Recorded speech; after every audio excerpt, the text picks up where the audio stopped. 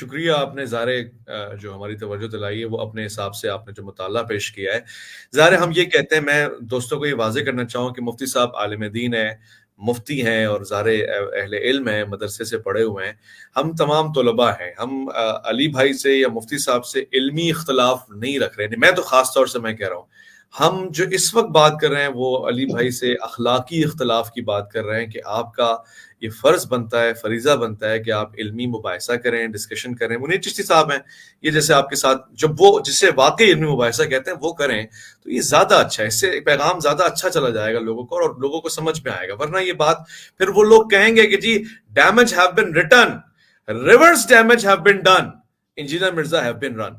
یہ والی باتیں آپ چاہتے ہیں کہ لوگ کہیں نہیں، میں نہیں سمجھتا آپ یہ چاہیں گے. تو آپ کو چاہیے کہ آپ جس طرح سے طلباء یا پوڈ کاسٹرز یا اینکرز کے لیے راستہ کھولتے ہیں ویسے آپ علماء کے ساتھ بھی راستہ کھولیں اور خود اپنے سیٹ پہ کریں نا. آپ، میں یہ نہیں کہہ رہا کہ کسی اور کو وہ موقع دیں. آپ اپنے وہ جو ماشاءاللہ اکیڈمی ہے اس کے کمرے میں ایک پروگرام کا سیٹ اپ بنائیں، لوگوں کو دعوت دیں. جی اتوار کے دن ایک بندہ کوئی عالم دین آ جائے، اس کے ساتھ کسی موضوع پہ بات کریں، اس سے دعوت اسٹرانگ پہنچے گی. ہم اس کے خلاف نہیں، اس کے حق میں. تو عبد الرحمان صاحب، شہزادہ بھی تشریف لے آئے، شہزادہ سے بھی بات ہوتی ہے انشاءاللہ. عبد الرحمان صاحب، ہم آپ کا حال احوال لینا چاہیں گے اس حوالے سے یو کے میں کیا ہے سلسلہ 26 نومبر کو لے کے، اور آپ کیا کہتے ہیں، آپ کیا کہتے ہیں؟ ویسے ربانی صاحب، بڑی دلچسپی اور اس وقت جو ٹرینڈ چل رہا ہے آپ کا، چاہے کہ میں اس کی مخالفت میں ہوں ان مناظروں اور مباحثوں کے، لیکن بات یہ ہے کہ چاہے یو کے کی بات ہو، آپ کو پتا ہے کہ یہاں پہ اوورسیز پاکستانی اور کشمیری ایک بڑی ہیوج ایک لوگوں کی تعداد یہاں پہ موجود ہے اور ڈسکس ہو رہا ہے. اب انٹرسٹ کی بات ہے، لیکن یو کے میں جو ایک رائے ہے وہ تھوڑی ڈفرینٹ ہے پاکستان میں، چونکہ یہاں پہ پڑھنے والے ایکچوئل میں اگر دیکھوں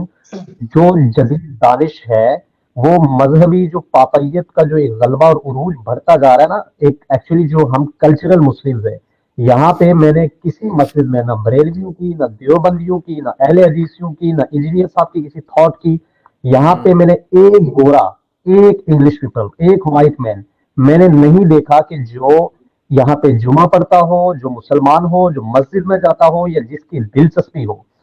مسئلہ یہ ہے بنیادی طور پہ کہ آپ کا تو ایک کام ہے نا، آف کورس ایک کانفلکٹ ہے ایک ان مذہبی لوگوں کے درمیان.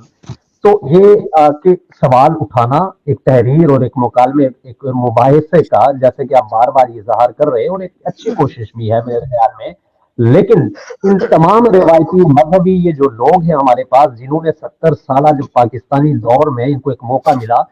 سوائے فرقہ پرستی کے، سوائے دوریوں کے، سوائے نفرتوں کے، سوائے دہشت گردی کے، پوری دنیا میں انہوں نے امیج اچھا نہیں بنایا. اب مفتی حنیف قریشی صاحب مدہ ذلہ، میری بار بار ملاقات ہوئی اور پاکستان کے دیگر مناظر بھی، میں ان سے بیٹھا، کئی بار ان سے سوالات ہوئے. لیکن جب آپ ان سے سوال ان کے مزاج کے خلاف پوچھو، جب ان سے پوچھو کہ اس وقت سائنسی دنیا میں اس وقت آپ قرآن و سنت کے مطابق جو جدید دانش ہے، جن کو آپ ایتھیسٹ کہہ دیتے ہو، جن کو جب آپ سے وہ سوال اٹھانے کی کوشش کرتے ہیں تو بھائی انہیں کافر، مرتد اور گمراہ کے علاوہ کچھ نہیں کہتے. جب مجھے پتا ہے کہ ہمارے بہت ہی قابل عزت جناب حنیف قریشی صاحب پاکستان میں یا کشمیر میں جب آتے تھے تو دیوبند مسلک کے جتنے جید علماء کرام تھے، شیخ الحدیث تھے، ان کو ان کی گفتگو ایسی گفتگو ہوتی تھی کہ لوگ یعنی جو جدید آج کی جو دانش ہے، مجھے یاد ہے میرا تعلق جو ہے وہ مسلک دیوبند کے ساتھ رہا، اور ان سے میری مسجد میں جب جاتا تھا اور مجھے کہا جاتا تھا کہ آپ کی نماز بریلویوں کے پیچھے نہیں ہوتی، اور مجھے یہ کہا جاتا تھا کہ یہ تمام کے تمام گستاخ رسول ہیں. اور میں جب بریلوی مکتبہ فکر ہمارے کلچرل وہاں پہ جاتے تھے تو یہ کہا جاتا تھا کہ یہ جو دوسرے ہیں یہ گستاخ رسول ہے. حضور والا ربانی صاحب یہ ان کے رویے ہیں. یہ جدید دانش جب ان سے سوال پوچھتی ہے کہ آج تھیوری آف ایولیوشن کیا ہے، جب ان سے لوگ یہ پوچھتے ہیں کہ بھائی سائنس یہ کہتی ہے کہ کیا ان جو یورپ میں بیٹھنے والے لوگ ہیں، امریکہ میں بیٹھنے والے لوگ ہیں، جو قرآن و سنت پہ اعتراضات کرتے ہیں، سوال مانتے ہیں، منطق پہ بات کرتے ہیں، تو نہ اس کا جواب اویس ربانی کے پاس ہے، نہ حنیف قریشی صاحب کے پاس ہے، نہ انجینئر صاحب کے پاس ہے. نہیں، مسئلہ یہ یہ کس ہے نے کہ کہہ دیا انجینئر کہ ویس صاحب ربانی صاحب کے پاس نہیں ہے اور جو دیگر نام آپ نے لیے ان کے پاس نہیں ہے؟ دیکھیں یہ ہے ون سائیڈڈ سٹوری. یہ ہوتا ہے نقصان جب ہم ایک کلپ کے اوپر انحصار کرتے ہیں، یہ ہوتا ہے نقصان جب ہم ایک ہی چینل کو سبسکرائب کر کے اور اسی کو سن کے اور اسی کے اسٹوڈنٹ بن جاتے ہیں تو ہم سن ہو جاتے ہیں. یعنی یہ تو میں سمجھتا ہوں کہ اخلاقی طور سے بھی ایک بیلنس گفتگو نہیں ہے کہ آپ نے اس سے جواب لیا نہیں اور آپ نے کہہ دیا کہ اس کے پاس جواب ہے نہیں. یعنی اگر میں یہ کہوں کہ مفتی حنیف قریشی 26 نومبر کو تشریف لائے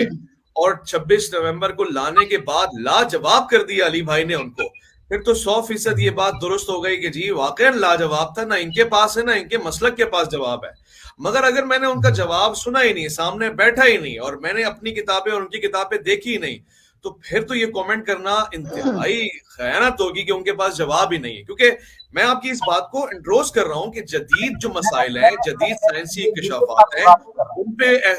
اعتراض اٹھتا ہے،